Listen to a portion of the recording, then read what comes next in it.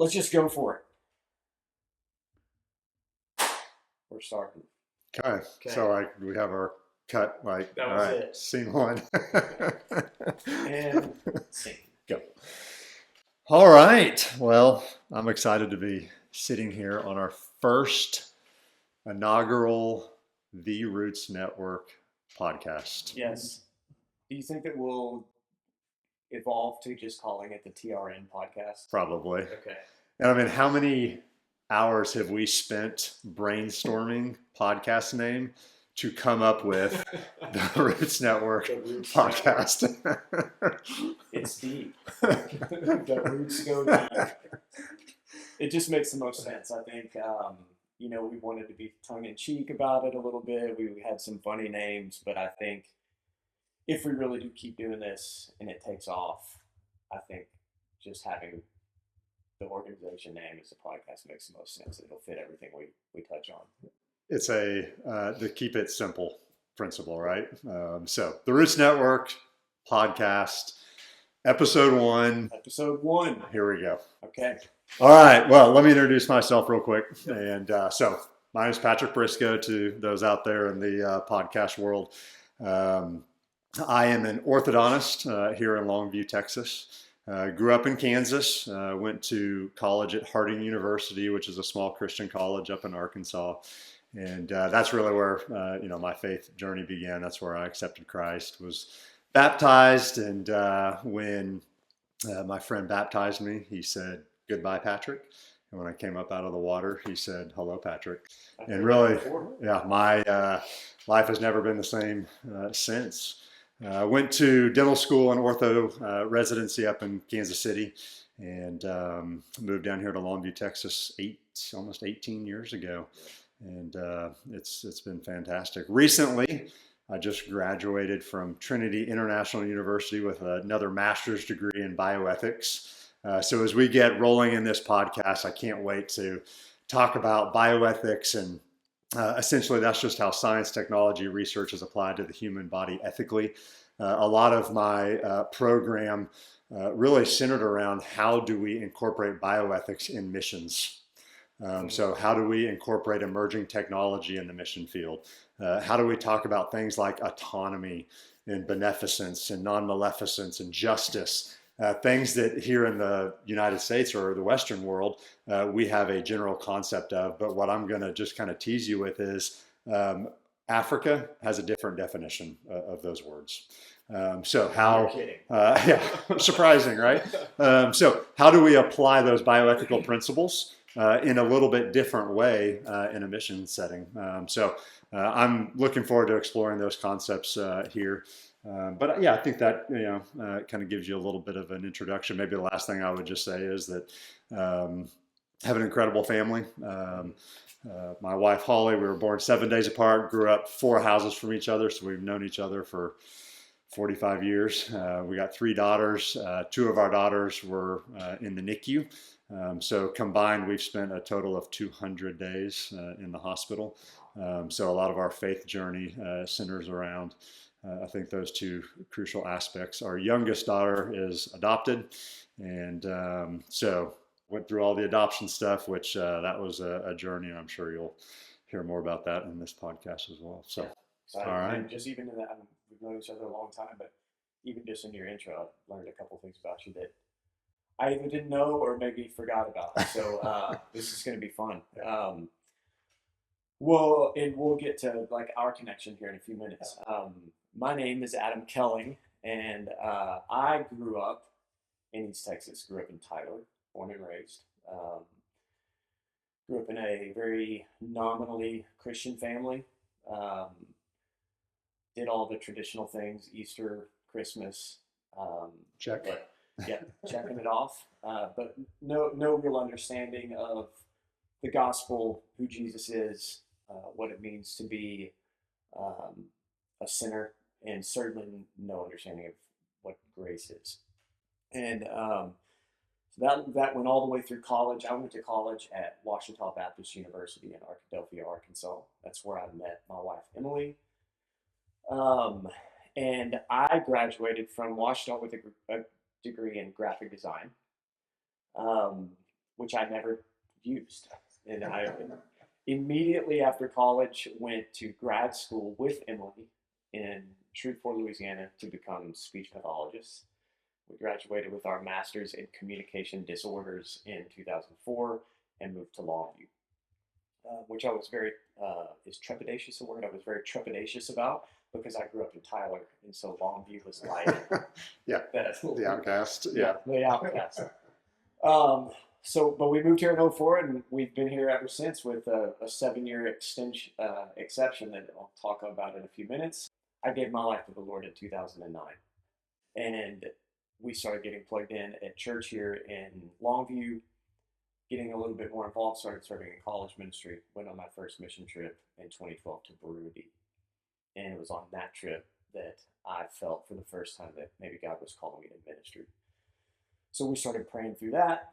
And in 2014, I was asked to interview for the new missions pastor job at our church here in Longview. And just immediately, like my whole life just shifted because I didn't keep doing speech pathology. I let my credentials lapse, my licensure lapse. It was all in for me, but that was dramatic in a lot of ways. Financially, just pace of life, all the things. And now I was the missions pastor at this very fast growing church with zero experience. But over the next 4 years, just led a lot of mission trips back to East Africa, primarily Burundi and then Rwanda. And over the course of those 4 years, Emily was able to go on one of those trips with me. And so we both just started feeling the tug, like feeling like the Lord was maybe calling us to relocate. We were trying to navigate what that looked like, and just noticing some things going back and forth so often, really just started to see what I've always just called things in ministry that seem to be slipping through the cracks. People getting saved on one trip and then 6 months later finding out that they've not been discipled and not really understanding why, because we had given them over to their local pastor. So we felt like maybe God was showing us a way that we could move over there and kind of just be the mortar to fill those cracks. So we formed the Roots Network, which is a 501c3 nonprofit organization based here in Texas.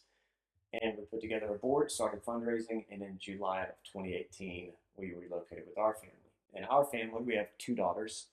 Abbott is our oldest, and Hannah is our youngest. They were 5 and 8 when we moved. They are now 13 and 16 and about to go to college, which is terrifyingly crazy. So we spent 7 years in Rwanda and leading and serving with our staff. We have 7 staff members in Rwanda, 2 in Burundi, and then we have 3 field associates that work with our staff members. So 12 team members who are doing a fantastic job. And about 2 years ago, started feeling like the Lord was calling us home.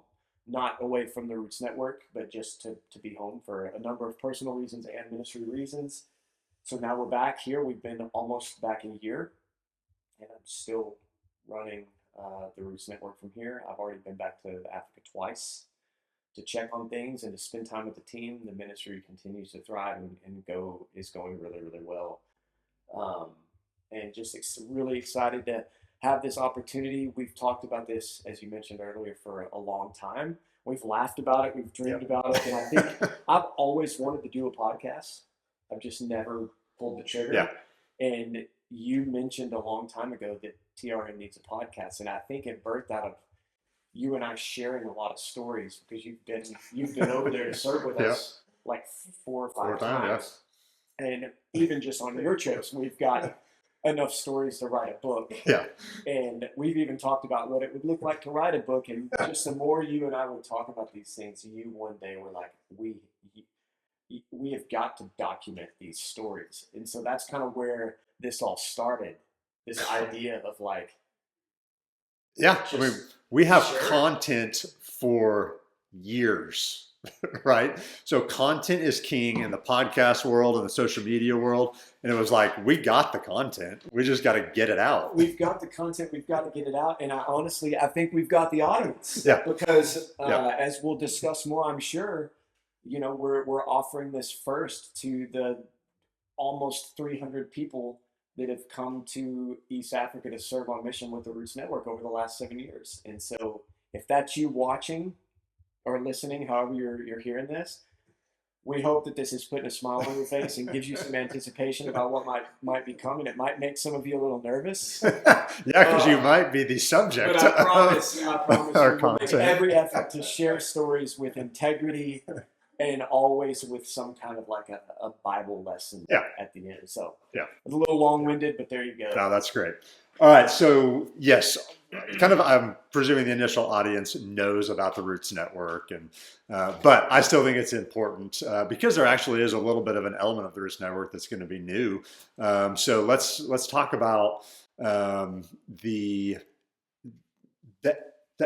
S words in our organization. Okay. Patrick, we're Christian. Yeah, supposed to say the S word. So, all right, what are kind of the initial three components to the Roots Network? Yeah, and so before I say that, let me just clarify what Patrick's talking about is actually our ministry strategy. We have our mission, vision, and strategy. Should I talk about all of that? Or Yeah. So our mission as the Roots Network is very simply to make disciples of Jesus Christ in places where others seldom go. That's why we exist. Our vision is where we want to be, and that is to see lives, communities, and cultures rooted in the love of Christ and transformed by the gospel. And that's the one that's always out there. We don't have a goal to ever achieve that. Yep. We just want to always be achieving striving for it. And our strategy, our initial three-pronged strategy of how we want to pursue our mission and vision is start, strengthen, and serve. Start churches through evangelism and outreach, local churches. Strengthen the local church by equipping them through leadership and discipleship training. And then serving others in and through the local church by providing medical and now dental care. Amen. Clean water, poverty care, and education, all as a platform to share the gospel. And so it becomes like this sort of cyclical chicken before the egg, cart before the horse thing. That's how we started.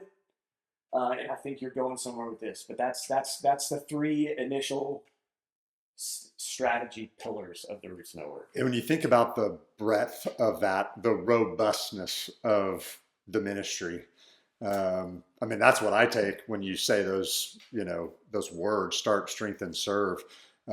It hits every area of life in East Africa. Yeah.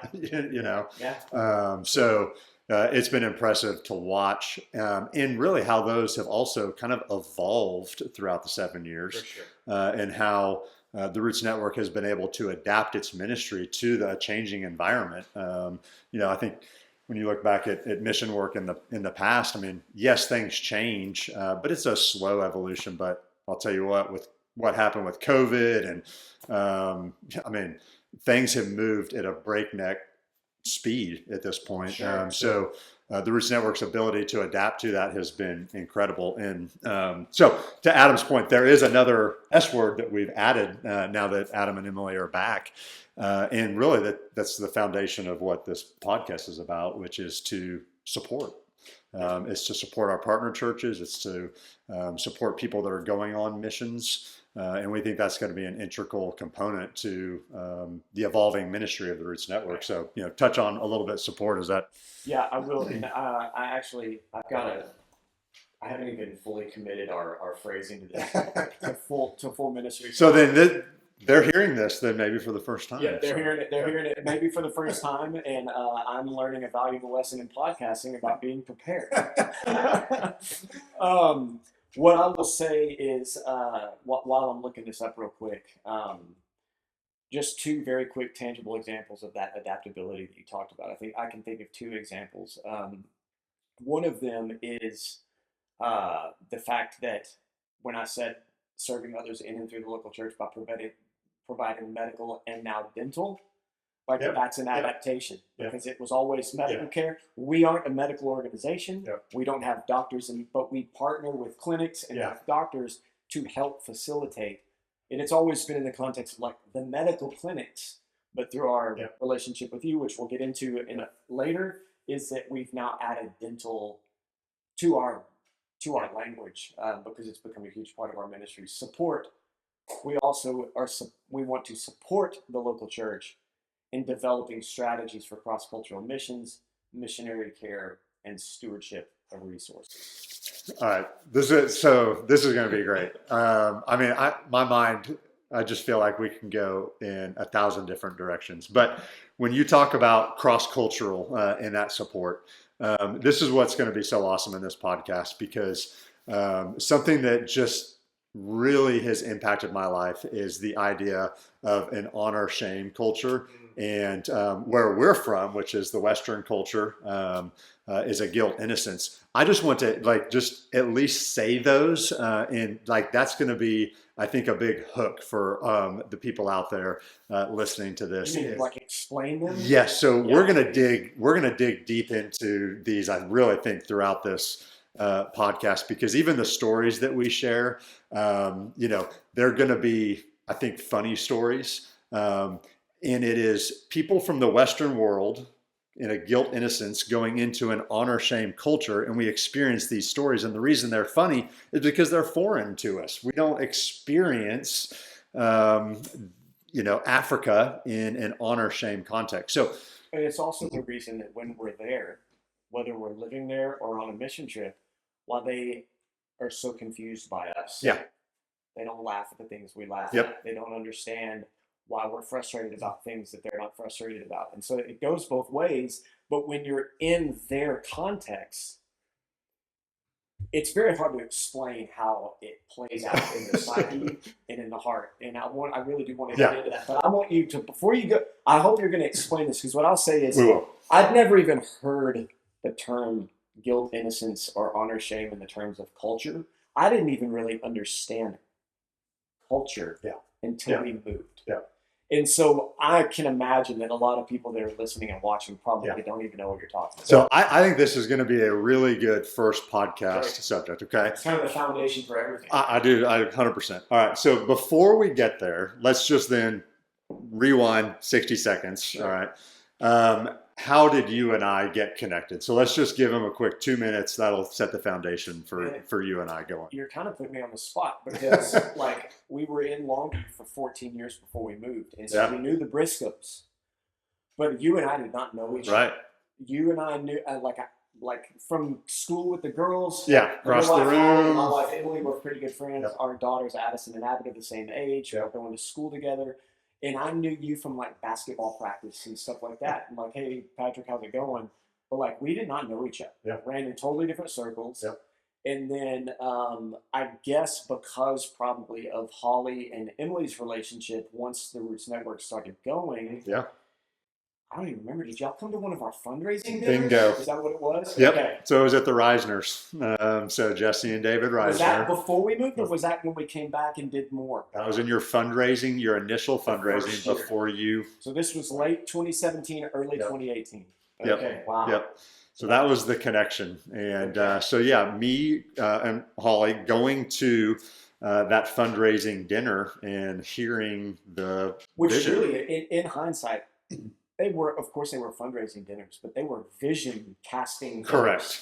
We didn't know what we were doing. Yeah. And nobody else knew what we were doing. So it was just these small, a handful of couples come and listen to us.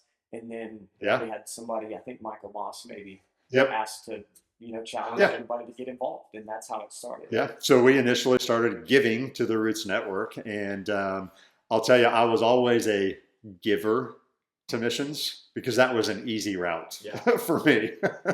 Never did I anticipate going, right? So I was always a giver.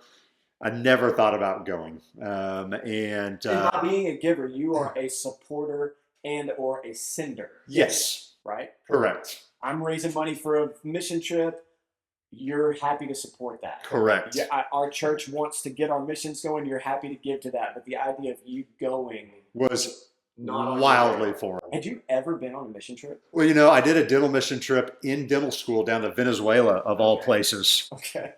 Okay. The week we were there is when Venezuela kicked all of the diplomats out, like in 2006. Okay. And we were actually fortunate to get out, but it was a pure dental.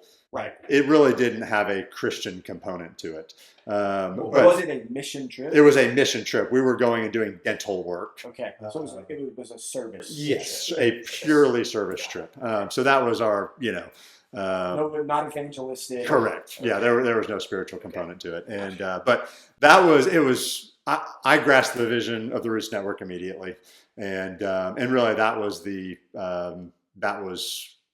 the tug on my heart to begin to think about using what God has gifted me through dentistry in an evangelistic manner.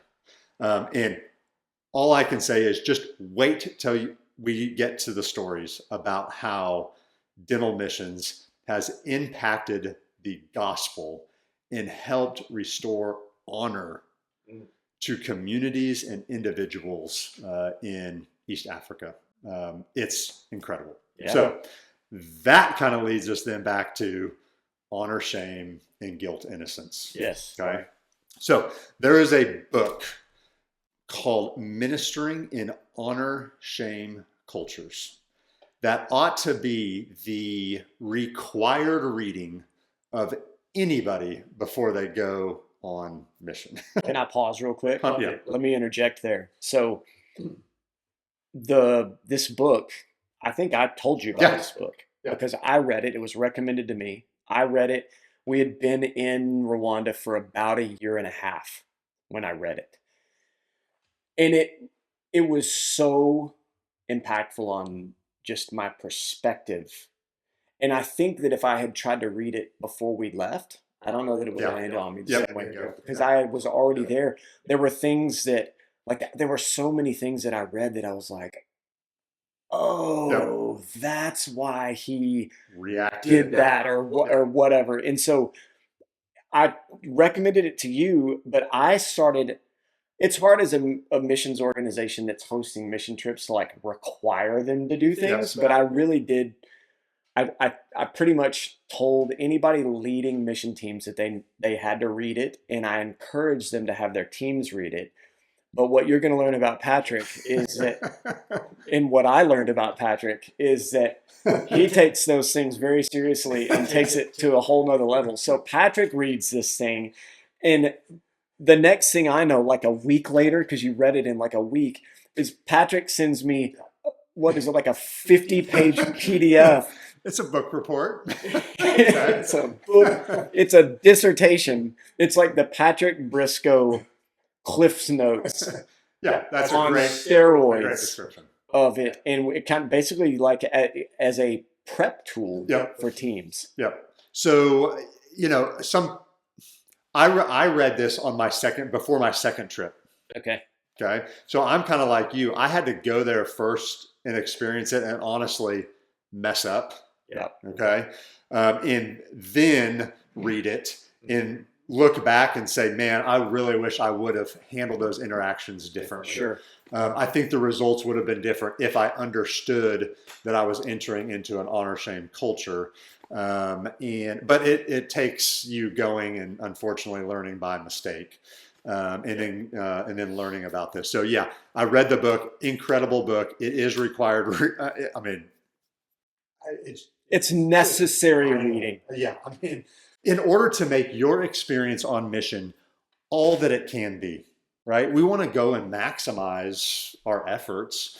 So if we can learn and prep beforehand, then I think that helps, and that's going to make your trip more fruitful. Man, I think that it's good reading for anybody, even if they're not going on mission trips, because the educational component about how different cultures, because this book's not an African context. Correct. It's primarily China, if I remember correctly. But the way that these guys delve into how different cultures, honor, shame, and innocent guilt operate, it was mind-blowing to me. Even in my practice, when we have Hispanics come into our practice, Hispanics come from an honor shame culture. So so even in my daily practice, Yes. it paid off. Yes. Okay. So We're giving a real nice plug to this book. Yeah. So maybe we'll put this in the show notes or something like that. I mean, because it's really important. I could not agree. But that is a way that we are now supporting our teams that go over, is we're giving them resources like this book to make sure we maximize, their efforts over there. So let's define a few things. Okay. So we're in the Western world, which is what we call a guilt-innocence culture. Explain that. Okay. So that is, and we are the minority. Okay. 90% of the world is honor shame. It's pretty much like us, like Caucasian Western cultures. Yes. Like the U.S., Canada, Europe. Maybe some countries in Europe. Not all of them. Not all. Yep. Okay. But Great Britain for sure. Yeah. But that's about it. Yeah. So this is our societies where they are very individualistic. Yes. Okay. Guilt is in sin is very individual. So when I sin, it's me sinning, or when I break the law, there's a penalty on me. It's just, everything is very individualistic. We see that in bioethics with words like autonomy. Okay, that's like a buzzword. Okay, autonomy means I make choices based off of how it affects me. Right. Okay, I don't take into consideration community or family or what these decisions mean to the greater society. Okay, everything's very individual, law-based societies. Okay. So you contrast that with honor shame communities. Again, 95% of the world, the Bible was written in honor shame context. That was another thing that the book just totally changed the way that I viewed the Bible and how you share the gospel. Yes. Okay. So when you share the gospel in honor shame context, it's not, repent and you will be forgiven for your sin. Okay. It is more, come back to the Lord and your shame will be washed away. It is a completely different verbiage on how you communicate the gospel in honor shame context. Honor shame is community driven. Okay. When you do something inappropriate, you bring shame not only on yourself, but to your community. Okay. Everything is community driven.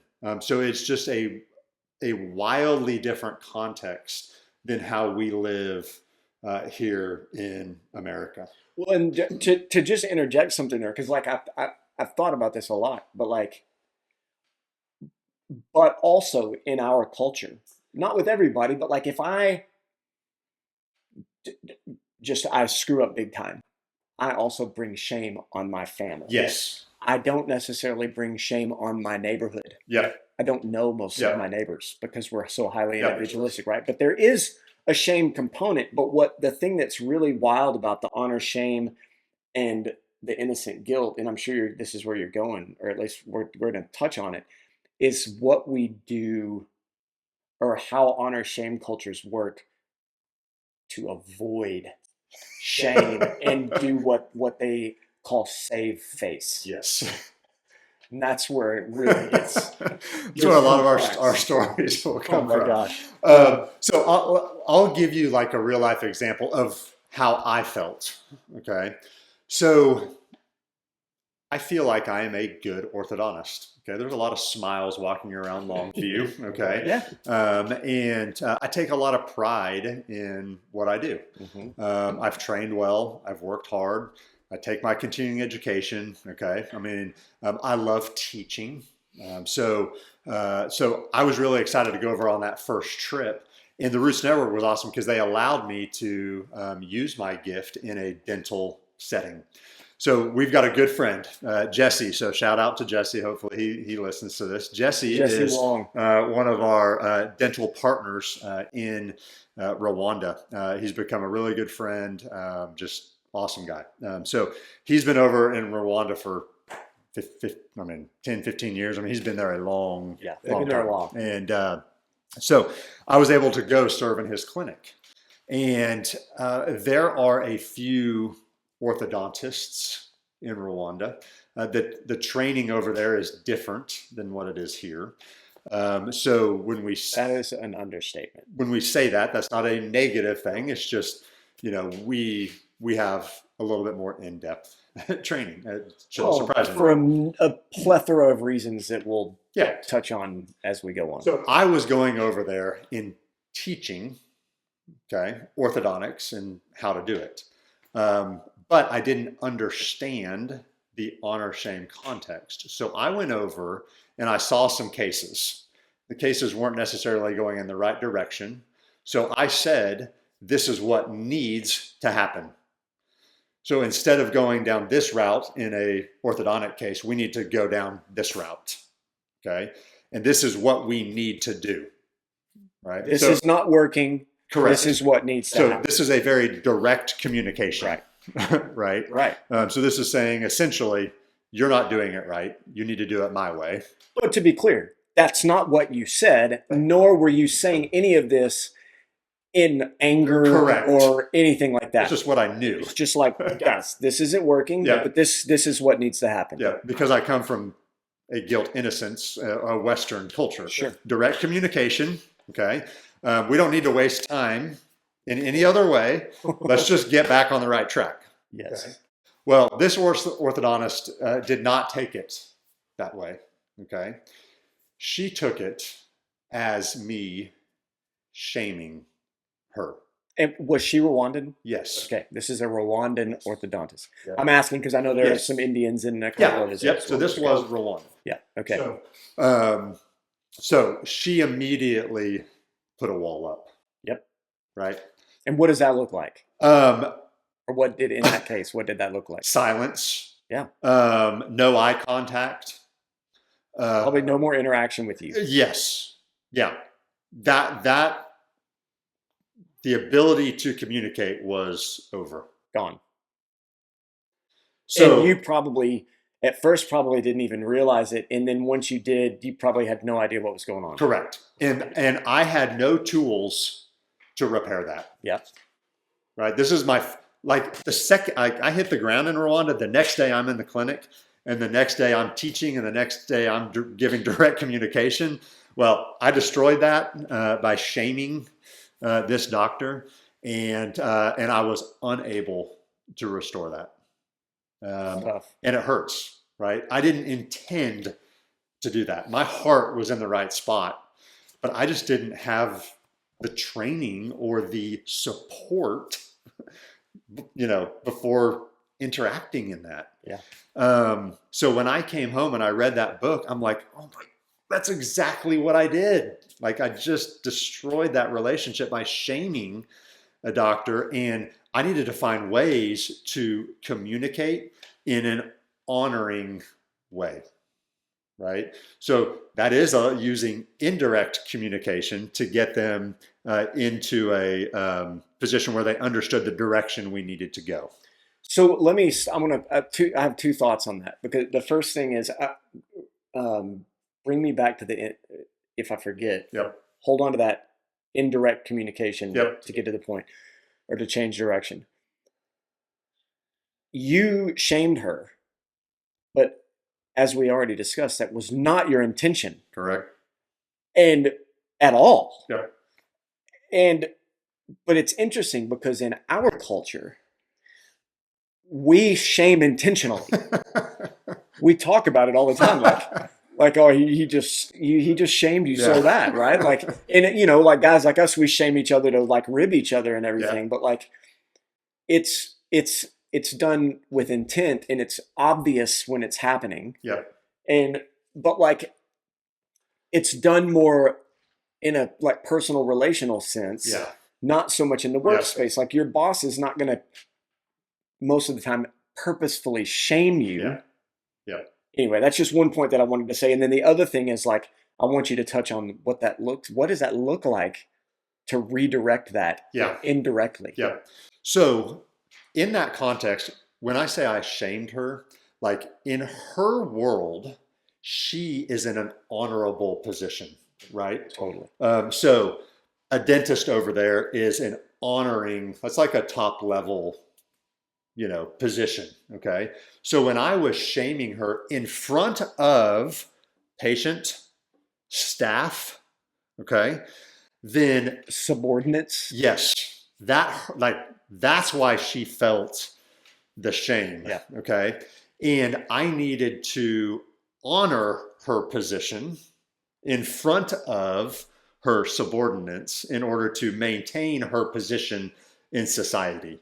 Okay. So maintaining honor is huge in Africa or in honor shame cultures. Okay. Yes. So the second trip over there, I did things. Was that on your first trip in 2019 that happened? Yep. Okay. Yep. Wow. Yep. Okay. So the second trip was 21. the week before COVID. That's right. The week before the world changed. Oh man, that trip is a whole episode. Yep. Wait. We'll have a special. We're going to have a special guest for that one. Yes, that's right. Oh my gosh. Going over in that second trip, my eyes were open to a much different way of communicating.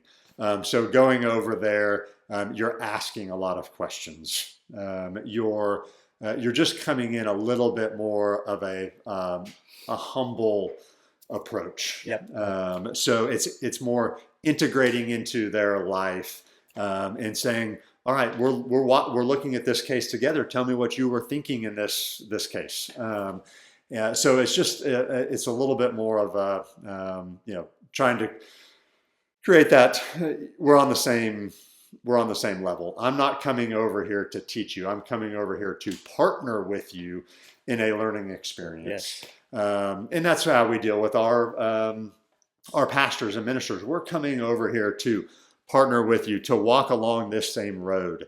And that just, I think, it levels the playing field. It's really, it does. It levels the playing field, but it's interesting. It's so complex, and we two very different cultures. Guilt-innocent. Is that guilt-innocent? Yeah. Honor shame, and just at a purely secular, humanistic level, there's so many complexities there, right? Yeah. But then you were talking about with her, you needed to honor her and build her up in front of her colleagues and everything. And so culturally, 100%. Yep. That gets very interesting when Yeah. we start getting into ministry context, Yep. working with pastors, because at some point we've got to talk about kingdom culture. Exactly. And what does that look like? Yep. Okay. And so that's probably an episode worthy topic. So we're not going to dive down that hole today, but I think the implications are rich for what that looks like. So you essentially have three silos, right? So you have honor, shame, guilt, innocent, and we want to elevate both of those to a kingdom, right? Yep. And that very well could be what we get to, which our sending point is going to be what we're going to call kind of our final thought for today. But our sending point, is kind of, we want to elevate both of our cultures to a kingdom culture. We almost named the podcast Kingdom Culture. Yeah. That was one of the top contenders. Yeah. And that has been a hammer that has been a nail that we've hammered from very early on, especially once I read that book and the way that I kind of addressed it with the team, because it matters. Because I can't tell you how many we just hear so often in the ministry context. Why did that pastor do that? Or why and the response is what? It is our culture. Yep. It's what we've all, and it's how we live. I don't want, it's not my intention as a human. Right. It's not my intention as a missionary. And it is not our purpose as believers to go make another culture look like our culture. Correct. It is all of our mission, mine and George and Darhuye in Rwanda's, who is our brother in Christ. It is all of our purpose to make both of our cultures look like Jesus and his culture. So this kingdom culture. So I don't want to change Rwandan culture. Yep. but we have to, and we talk about Rwandan more than anything because that's where we lived. Yeah. We're talking about Burundi. Yeah. We're talking about Tanzania. We're Yeah. talking about Congo. We're talking about all East Texas. Yep. At the end of the day, we have to be able to get in there like the game of operation with like a fine tooth comb and dig back, and we've got to figure out what parts of our culture are in line with kingdom culture and which ones aren't. And the ones that aren't, we have to figure out a way to redeem it for the kingdom. And if you can't do that, it's got to go. And some things are really, really obvious low-hanging fruit, like, female circumcision.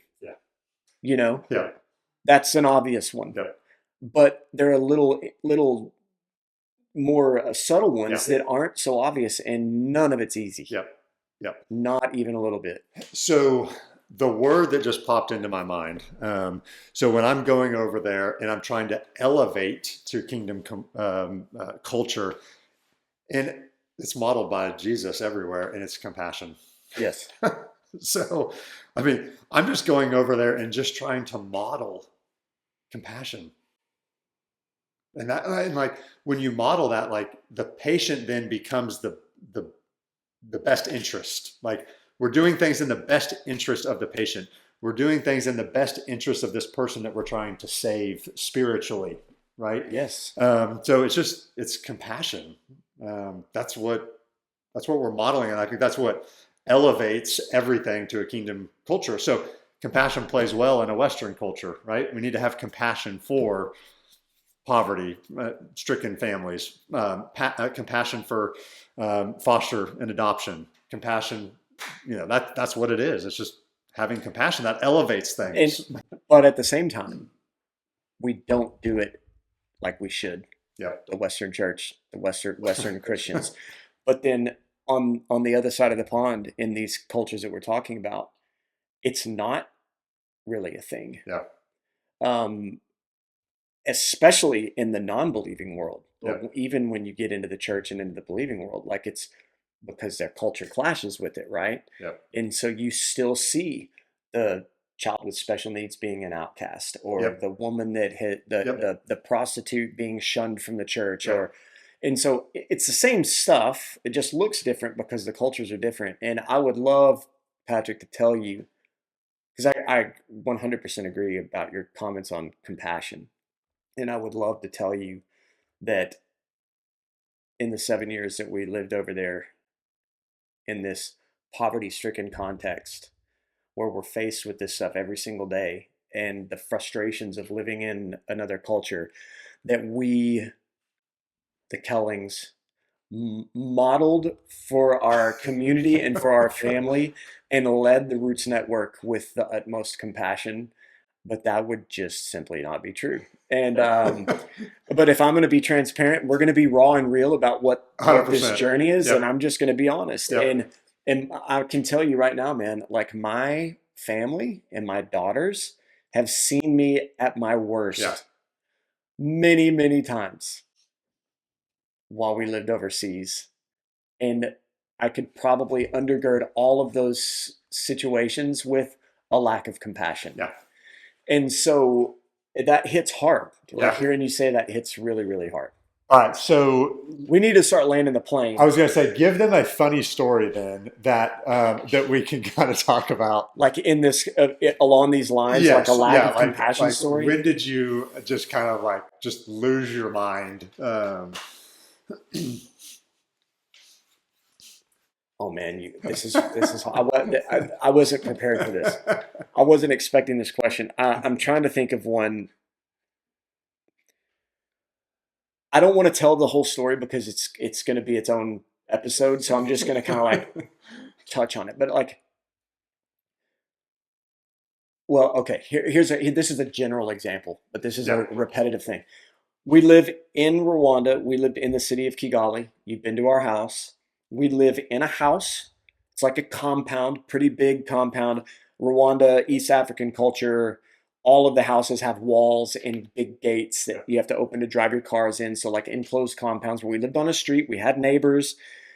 Wasn't a super nice house, but it was certainly more of like a Western style an African westernized style house, if you will. But like right down the street, down the hill, there were literally huts and correct. villagers and a water well that people are walking to fetch water. But it is a very, very common for on the daily someone to show up at your gate, knocking on the gate, ringing the bell, asking for something. Correct. It's culturally, it's a thing. They even do it within their own culture. But like when they know that a Mzungu, a white person lives there, it just increases the chances. So daily, people showing up at the door, at the gate, wanting money, wanting food, wanting something. Or we've left the trash out on Thursday for the trash, because they actually have a trash truck that comes and gets the trash. We leave our trash out on the curb in big trash cans, go somewhere and come home with the girls and pull up. And as we pull up and we're sitting at the gate waiting for our guard to come open the gate, we've got 3 guys, young guys, right outside our car, right next to us, rummaging through the trash, finding things that they feel like they might be able to go sell, but also eating, like eating rotted food. Yeah. And more often than I'm proud to say, that was met with certainly like an internal irritation and almost like disgust. Like, why would you eat trash? Like what? But then sometimes even outwardly. Yeah. And our children saw it. Yeah. And I got to be honest, man, like it transferred to our kids in some contexts. I didn't model in those situations with people at the trash can, people coming to the gate. I modeled more often a lack of compassion than I modeled compassion. And that's a hard thing for me to say out loud. And and it's it's something that you can't take back. Well, it's an example too of just how your culture like just almost like weighs you down. Like it's so ingrained in us that is just our natural reaction. Where the whole thing about gospel living is allowing God to sanctify us every day and like rip that culture out of us, turning us into the kingdom that he's called us to. Man, just think about it. Like go back to what you said about compassion. At the end of the day, like Jesus living kingdom culture obviously Christ on the cross, his grace, unmerited favor, the grace of Christ. But you said compassion, but compassion is rooted in that. Yes. And so, and Jesus told his disciples that the way that the world is going to know that you are my disciples is how you love each other. Yeah. Right? But just think about that.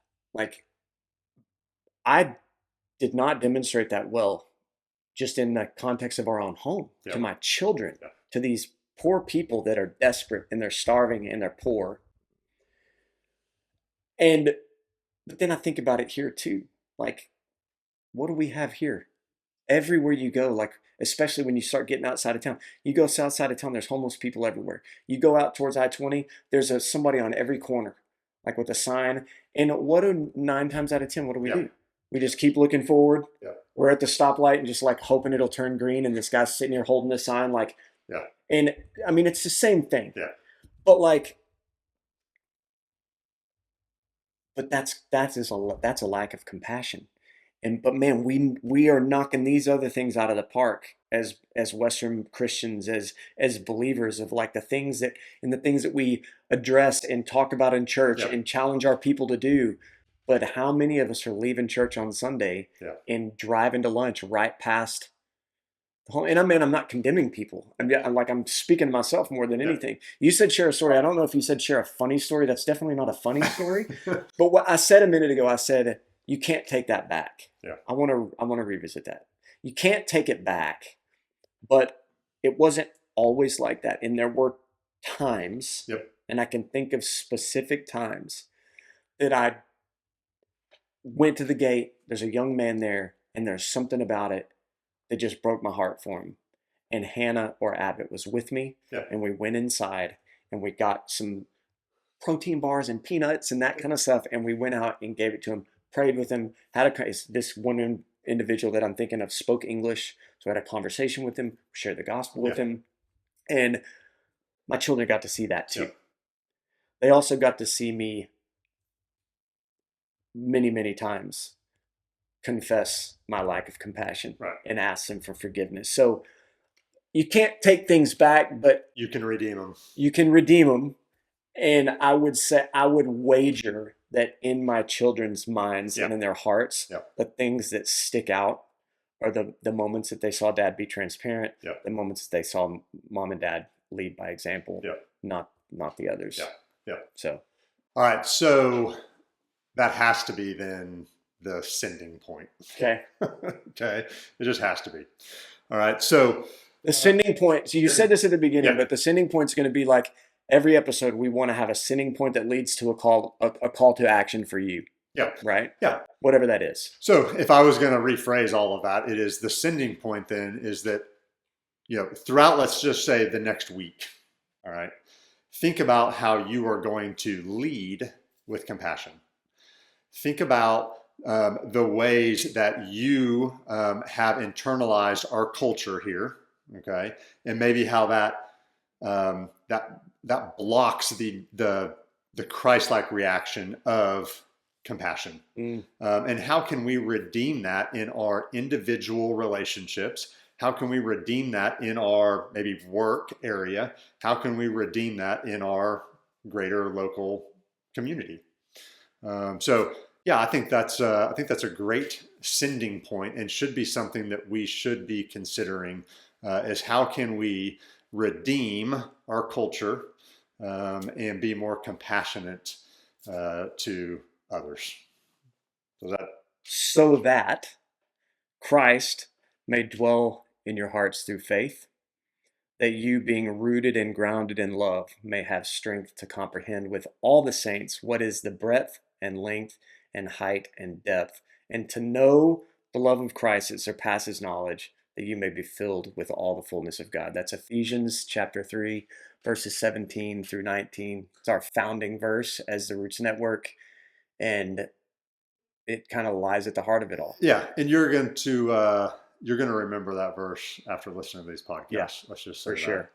That's going to be a foundational component to what we're talking about. So, congratulations on the first episode.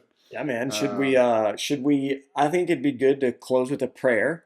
And I think it'd be good also to just let people know where they can find more about the Roots Network and how they can partner with us in other ways. What do you think? Yeah, no, that's great. Okay, why don't, tell them real quick then, how can they find us? Yeah, so you can just search the Roots Network on any of the social media platforms, Instagram, Facebook, if people even still do Facebook, X, and our website is therootsnetwork.org, and that's where you can find us online, and hopefully on whatever podcast platform you're using, Spotify, some of the other ones that are out there. Yeah, we're going to be on a lot of different platforms, hopefully, and so it's not going to be hard to find the Roots Network. And let me just say this: I really do want to say this with sincerity. A lot of you that are listening probably have been to serve with us. You probably currently support the Roots Network, or you have in the past, maybe not. But regardless, whether you're listening, whether you support us, or both, I just want to say thank you. And I want to ask you to prayerfully consider other ways that you can partner with us. We'd love your support. We would love for you to go on mission with us. We're still sending teams. We're still partnering with other churches with their mission trips. We want to get you over there so that you can meet our team and serve with us on the ground over there. But at the end of the day, it's your generosity that makes the ministry of the Roots Network possible, makes this podcast possible. So please follow us, like, subscribe, all those things. And we'll see you in the next one. Patrick, you want to close us in prayer? Let's do it. Dear Lord, we thank you for this day that was never promised. We thank you for this brief time that we've been able to pause and reflect on on your kingdom and how we can live out the gospel in a way that is worthy of that calling. So we just ask that you bless this message to help increase our compassion that we have for our fellow brothers and sisters. And we ask that you have a special hand over the Roots Network and all the work that we're doing in East Africa.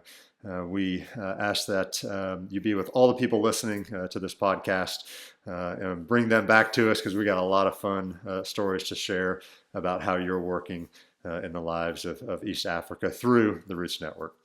So we thank you for all that you give us. May you forgive us of our sins in Jesus' name. Amen. Amen. Stay safe. Live well. See you next time. All right. Dude. Good job. Yeah. It's good stuff. How long was that? I didn't have a watch or anything. 56 minutes. I would never have thought that.